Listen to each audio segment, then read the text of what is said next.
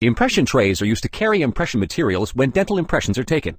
We distinguish between two types, prefabricated and individualized. In the image above, you see several different types of prefabricated impression trays. At the bottom of the image, we have individualized impression trays.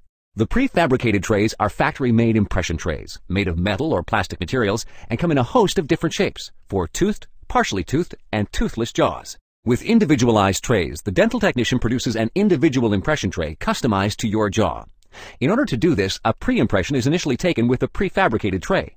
This provides the technician with a rough overview of your jaw, from which he can produce the individual tray. This is helpful in the case of difficult jaw conditions, such as large or small jaws, or after tumor surgeries, etc. The mechanical retentions between the tray and the impression material are achieved through various forms and holes.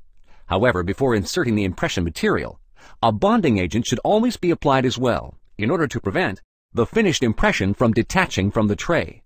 Although this certainly complicates the process of cleaning the trays, it results in less distortion of the impression compound. This is important because impression distortions can lead to a leaking dental prosthesis. In order to economize impression material, impressions are often only taken in certain parts of the jaw. The impression tray is either not completely filled with impression compound. In the film, you see how only the right side is filled. Or only partial trays are used from the outset, as shown here. Partial trays are imprecise because the plaster models can't be clearly aligned with one another. When partial trays are used, the technician receives partial models. These are pivoted relative to one another and thus can't be positioned clearly. The dental prosthesis, shown in blue here, cannot be molded accurately. A complete impression results in complete jaw models and thus in a so-called three-point contact. Therefore, the models can't be swiveled. Only under these conditions is the technician able to produce an exact fitting dental prosthesis.